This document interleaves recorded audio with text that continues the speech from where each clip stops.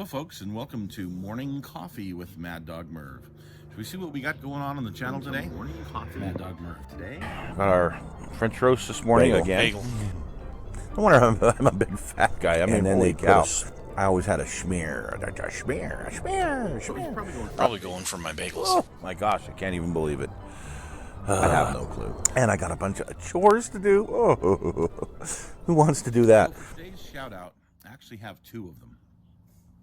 The first will go to 390 Wagon Master, and this is my friend Mike, who has Breaker Broke 23. He does a lot of, we've talked about it before, does a lot of like car stereo, audio, citizen band, you know, all sorts of different things, and some other just kind of repair videos, whatnot. But 390 Wagon Master is his channel devoted pretty much specifically for CB radios, and I've been wanting to get a CB for the Blazer, because when I get out on the desert and don't have cell service, yeah, I want to be able to at least communicate with somebody nearby. Mike and I have been working on a plan, some machinery to put in the Blazer, so I just need to get it sent for it, and hopefully we'll get it here in the next couple of weeks. Still not going to prevent me from heading out to the desert, but it's just one of those added safety precautions I really want. So anyway, check out his channel, 390 Wagon Master. He gets a lot of very interesting atmospheric skip videos where you hear places from all over the globe. Kind of interesting. And he's got one video from back in the early 90s taken out in the Utah desert, one of the places that I'm definitely going to be headed to later this year, Fish Springs. And he goes out with a bunch of buddies and their group of Blazers. It's kind of cool to see back when they were all new. So anyway, check it out. That is 390 Wagon Master. So the other shout out today is to Laketownautorepair, and I've featured them before. This is my friend Jerry. Long story about Jerry, we'll go into it some other time, but you know, the wheel on the Mustang was just, I mean, we saw it. So I started searching, see if I could find, it's called a Cativo 720, CB 720, 20-inch by 8.5. It's just not a rim that's very common, so I couldn't find it through any of my local vendors. In fact, I would get online and you could get a set of 4, and I don't want a set of 4. Apparently you could get them, I don't know, I didn't look that deep into it, but I found them in a couple of places where you could get a set of 4. I did find this one site and I won't say the name of it, but it was like Rim Master or some stupid thing. And it has a picture of a lady with headphone, you know, like a telephone thing, and it says, you know, call for shipping prices, things like that. Nowhere on the site is there a phone number, contact information. So I'm thinking this is one of those scam sites out of China. I mean, just the way it's set up with all the bling and whatnot, I'm thinking, yeah, this isn't legit. And the price for one rim was about 30% less than it was on these other sites. Like, yeah, I think this is a scam. So anyway, long story short, I can't find the rim. I'm really going to need to try and fix the one I've got. So I asked Jerry. He got a 3-pound sledge. We could, handheld sledge we could hit. So we went to work, or he went to work on pounding this rim back, and he got it to a certain point, but the bead still wasn't quite on there. It's like, yeah, I don't know how we're gonna do this. I said, well, I have to. I didn't really like. I looked at some other rims, maybe some from Foose, and I'm not a big Foose fan. I really wanted some American Racing torque thrusts. Yeah, that would have worked, except for they're made in China, and they're out of stock, and they're not sure when they'll get them back in. American Racing made in China. Is there an American company that makes rims for cars? Is there?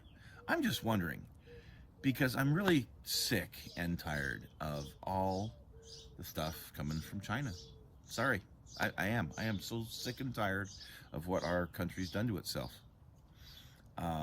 It's so sad that we can't get something made here in America anymore. So, anyway, there's my soapbox for the day. I was ticked. I was. Because I want some rims for the car. So I go to a company called American Muscle.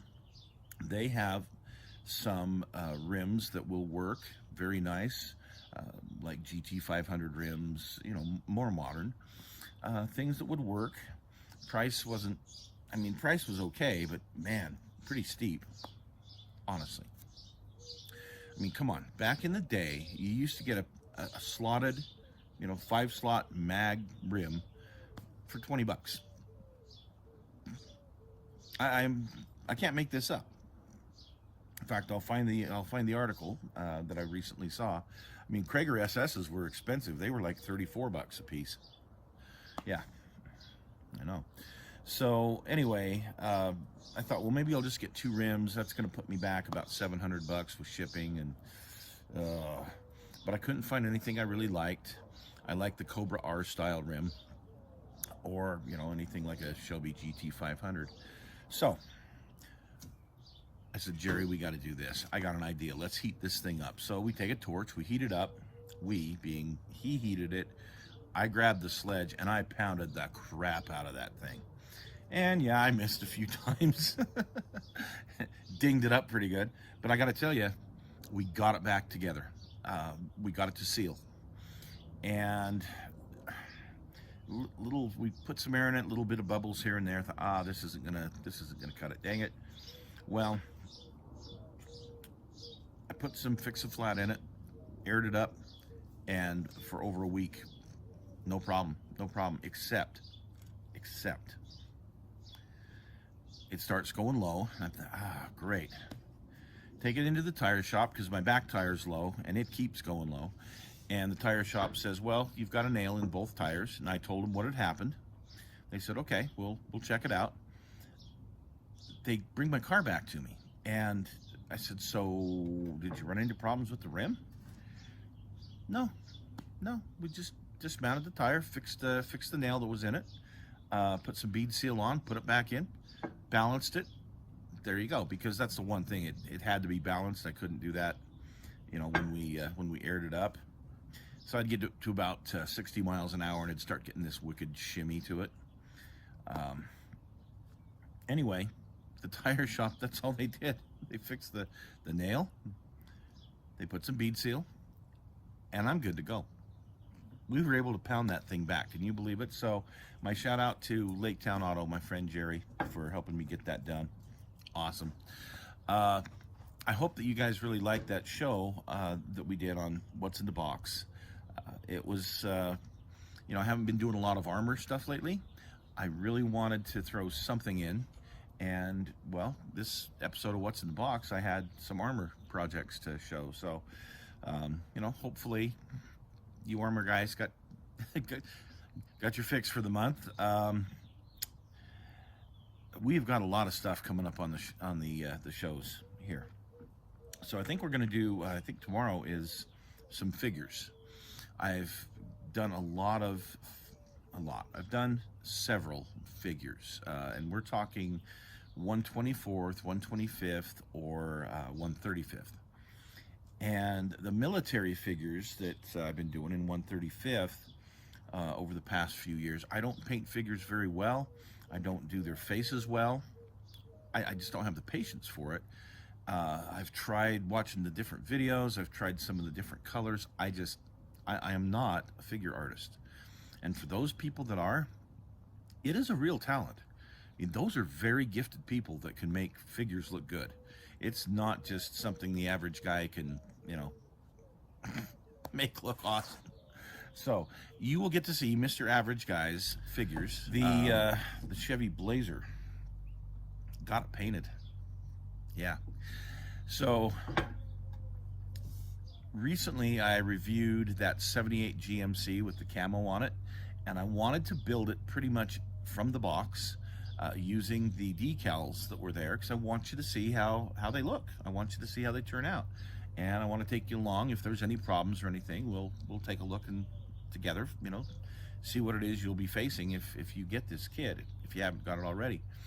Anyway, I also wanted to see what this kind of color camo, it's kind of what I've been thinking about maybe for the Blazer. So that's why I hurried and put this kit together, and it went together well. I was really impressed. It had been simplified, let me put it that way. So instead of each individual shackle and the leaf springs and the rear end, which most kits are broken down that way, this came molded all together. So you had the rear end, the rear axle, the leaf springs, and the shackles were all one piece, and the drive line was with it and angled the proper way. At first I thought, wow, that's, you know, kind of a cheap shortcut, but you know what? I'm not a big builder. I'm not the guy that wants to sit here and build and build and build. I want to get things done. So weekend projects are great for me. This made it a whole lot easier to put these kind of things together and move on to what I really wanted to do, which was the painting and finishing. So this kind of kit just screamed me, something I really like. Anyway, so we've got that coming up. We've got that build coming up because I kind of pushed that to the top of the list. I wanted to have that look, to really be able to look at it in 3D to decide what I wanted to do with my Chevy Blazer. There's the idea of going just all flat black, and in the video I've got coming up on painting the Blazer, you'll see some ideas I had there. And then there was maybe the idea of dabbling in some color and actually, you know, painting some color on the thing. So you'll see the big reveal to what we did coming up pretty quick. I hope you'll like it. Let me just say that this was this was not one of those concourse quality jobs, okay? I have done a couple of Mustangs in my day where I've put a lot of work into them, and then I think, well, at least 2 of my Cougars that I put a lot of work. We're talking hundreds of hours of body work, getting everything perfect, getting it sprayed and making it look really, really good, and then I either sell the car or it gets hit, or, you know, whatever. With this Blazer, it's gonna spend a lot of time off-road and camping and things, so I don't need a concourse quality. Sure would be nice, but no, because then you're afraid to scratch it. What I wanted to do, it was so ugly, I just wanted to get it a color, you know, so that it looked better, so that it wasn't quite so ugly. And then what I can do is I can go back and I can fix the rust later. I can go back and fix, it turned out there was a couple of little dents, and I mean little, there was a couple of little dents that I can go back and I can fix those as well.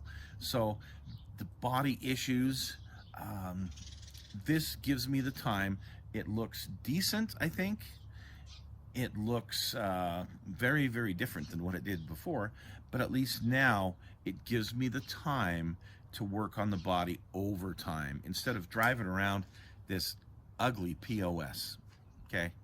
I can't do that anymore. I gotta have it at least look decent. The last few weeks, it's just been beautiful, beautiful weather here. And I've been able to get a lot done outside. Still not caught up to where I want to be, but I have been getting a lot of the work done on the Blazer, and I want to get out. We've talked about some of the places I want to go. Well, recently there was an article about an archaeological dig going on at the Transcontinental Railroad grade at the one town that I want to go visit. I haven't been there in 20 years now, but I want to go visit more than anything, and that is Terrace, Utah. And at Terrace, they're digging in certain areas, particularly because they're doing a archaeological dig on the Chinese workers that live there in Terrace, and they're finding quite a few artifacts, and it's kind of an ongoing thing for the next month or so. So I want to get up there and see what's going on with all of that, and particularly the area where they're digging. I'm very interested in that. So we'll be heading up. We'll be heading up next week or so to check that out coming up. But I know we've got a good show coming up for you on the Kit Hoarder Stash this week. So with that said, have a good weekend. We'll see you soon.